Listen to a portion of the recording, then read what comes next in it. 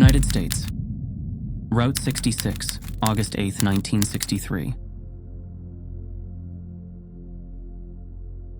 Many believe that we are alone in the universe.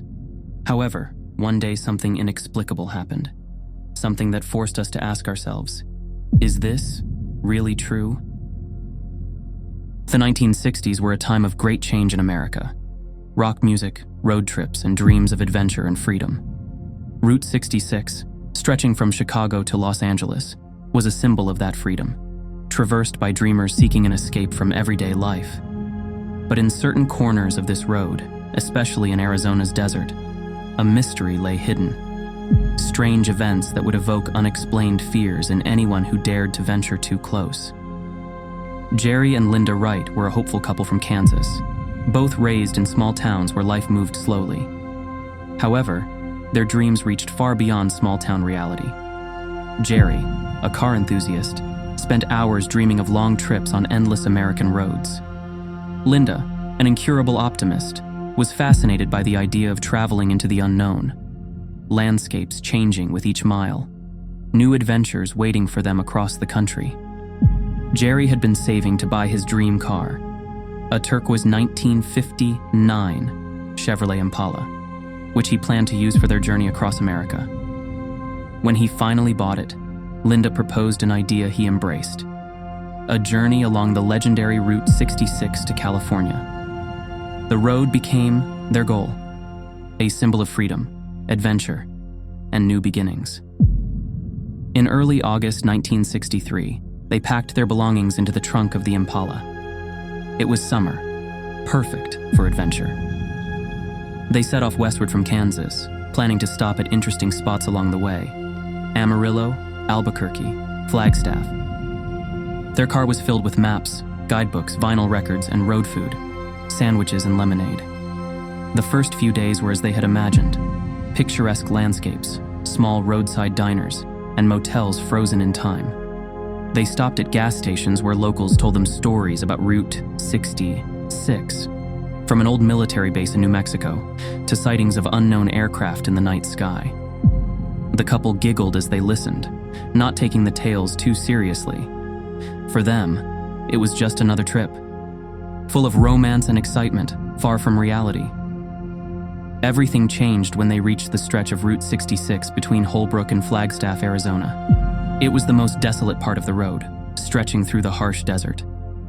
At 11:30 p.m., the road was practically empty, and the sky above was clear, with thousands of stars twinkling against the backdrop of the black, infinite sky.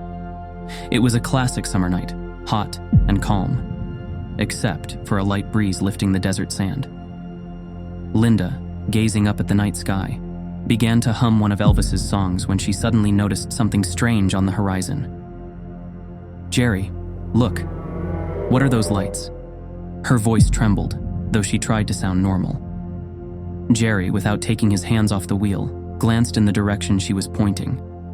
In the distance, perhaps a dozen miles ahead, there were 3 points of light resembling car headlights. However, these lights weren't moving in a way that suggested an approaching vehicle. They were too high above the ground, as if floating in the air. They slowly swayed up and down, changing direction in a way that seemed unnatural to Jerry. The lights moved too quickly, too suddenly, as if they were ignoring the laws of physics. "It's probably just reflections, maybe from a plane," Jerry said, trying to calm Linda, though he didn't fully believe it himself. As they got closer to the lights, their movements became more erratic, as if they had started to notice the car. For a moment, it seemed like the lights were chasing them, accelerating and closing the distance.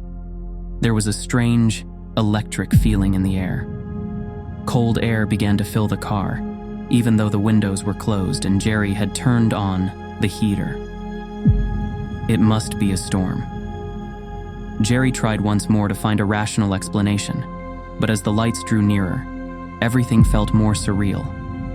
Suddenly, the radio, which had been playing calm songs, started to crackle and emit strange noises, as if something was interfering with the signal. The Elvis song cut off, and the speakers emitted a steady static interspersed with high-pitched, eerie tones. Jerry furrowed his brow and tried to adjust the radio, but there was no response, just that horrible, inhuman noise. Linda grew increasingly uneasy. "Jerry, maybe we should stop. Maybe there's something wrong with the car," she said, her voice tinged with panic. But before she could finish her sentence, the Impala's engine suddenly died. The car, which had been gliding smoothly along the asphalt, began to lose speed. The cabin lights dimmed, and all the electronics started flickering, as if something was interfering with the entire system. The Impala came to a halt in the middle of the desert road. There wasn't a single car, not a soul in sight.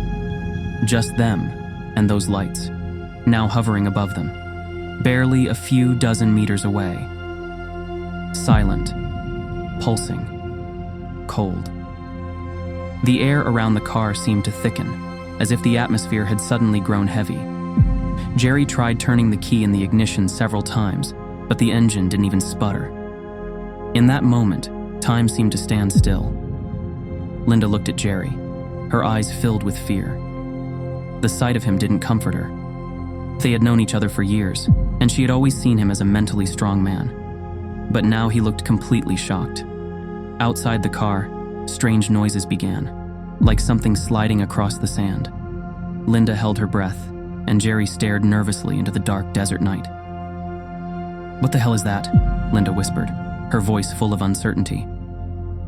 The air around them seemed to vibrate, and the surrounding landscape began to change shape. The rocks, sand, and cacti along the road started to bend and warp, as if they were just reflections in a distorted mirror. "This is impossible," Jerry whispered, rubbing his eyes as if trying to dispel a nightmare. The shadows on the horizon moved and began to take shape, resembling human-like figures that were anything but human. Linda wanted to say something, but she couldn't utter a word. Instead, she curled up in her seat, watching in terror as the thing drew closer. The sound of shuffling sand grew louder, deeper, until it became a horrifying chorus of noises that seemed to rise from the depths of the earth. Jerry, despite his growing fear, tried to start the car, but the Impala didn't budge. His hands trembled as he turned the key again, and Linda finally began to sob. This isn't real," she kept repeating, as if trying to convince herself. The lights on the horizon, which had previously floated up and down, were now gone, replaced by indistinct shapes emerging from the darkness. Elongated, inhuman figures with long limbs dragging themselves across the desert sands like phantoms. One of the figures, tall, with grotesquely stretched arms, moved closer to the car, pulling behind it a shadow that seemed to stretch for miles. Its face was blurry, as if made of mist, and when it reached the vehicle, it extended a hand, barely brushing the window of the Impala. At the moment, the air inside the car thickened, and Jerry felt as though the oxygen was being sucked out of the vehicle. His chest tightened, and his heart raced faster. It felt like every second was stretching into an eternity. Suddenly, the car began to shake, as if its frame was about to come apart. Linda, screaming, clutched the dashboard as all the windows started to crack. Reality around them seemed to be sucked into a vortex, bending the laws of physics. Their bodies were pressed into their seats, and the faces of the beings outside the window became more defined. Their eyes, cold, lifeless, stared directly at them. Linda started to scream, and though Jerry was paralyzed with fear, he tried to act. Grabbing her hand, he shouted, "We have to get out of here." At that moment, a creature even more grotesquely distorted appeared from the darkness on the passenger side, its arms dragging along the ground. Linda froze as she saw its face. No eyes, no mouth, just smooth, pulsating skin. Gripping Jerry's hand, Linda whispered shakily, "Do you see that?" Jerry nodded, unable to speak. Their minds struggled to find a logical explanation for what they were witnessing, but nothing came to mind. The radio crackled again, emitting metallic sounds, something resembling encrypted messages or distant, unintelligible whispers. Jerry tried starting the car again, while Linda pressed herself against the seat, trying to escape the horrifying sight. Suddenly, something else appeared on the road, an intense light, like a headlamp shining directly at them. The light seemed to catch the attention of the figures, which froze, as if stunned.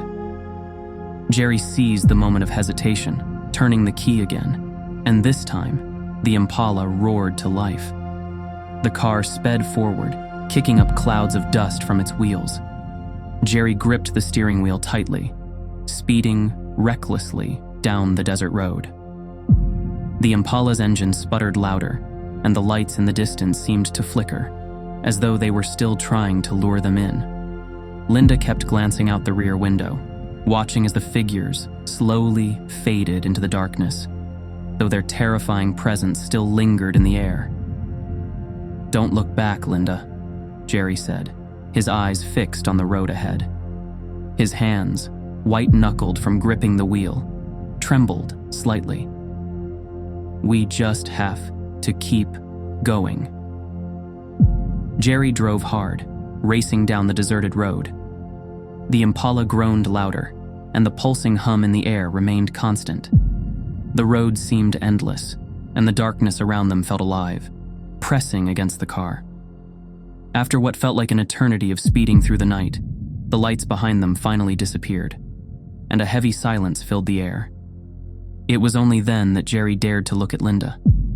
Tears streamed down her cheeks, and her face was pale with fear. "What the hell was that?" she gasped, trying to catch her breath. Jerry felt a cold sweat running down his back. "I don't know, but we can't stop. We just have to get to Flagstaff." They continued driving, adrenaline coursing through their veins. Every time a shadow flickered in the headlights or the desert wind howled against the car, they jumped, hearts racing in unison. Finally, after what seemed like an eternity, the lights of Flagstaff appeared on the horizon, a promise of safety, civilization, and normality. They rushed into the town, where neon signs blinked and life bustled, a stark contrast to the desolation they had just escaped. They found a small motel on the edge of town, where they stumbled into the lobby, gasping for breath. The clerk stared at them, eyes wide as he took in their disheveled appearance. "Are you all right?" he asked, concern creeping into his voice.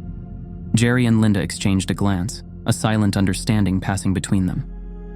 "We just need a room," Jerry replied, voice shaky but determined. They signed in, and as soon as they reached their room, Linda collapsed onto the bed, trembling. Jerry paced the small space, replaying everything that had happened. "We're safe now," he said, but the tremor in his voice betrayed his own fear. Hours passed, but sleep wouldn't come. They took turns glancing out the window, half expecting to see those lights in the distance again. But the night remained still, and the stars shone brightly in the sky. It was a long and restless night, filled with silence and echoes of what they had experienced. In the morning, they awoke, still shaken, but determined to carry on with their journey. They packed their bags, trying to push the previous night from their minds. As they drove out of Flagstaff, heading toward Los Angeles, they felt a mix of relief and apprehension. The sun rose, casting a warm glow over the desert, illuminating the road ahead. As they cruised along, they tried to remember the excitement of their trip, but the fear from that night lingered like a shadow in their minds. They decided to stop at a diner along the way for breakfast, hoping to shake off the lingering dread. The waitress served them pancakes and coffee, and they tried to relax.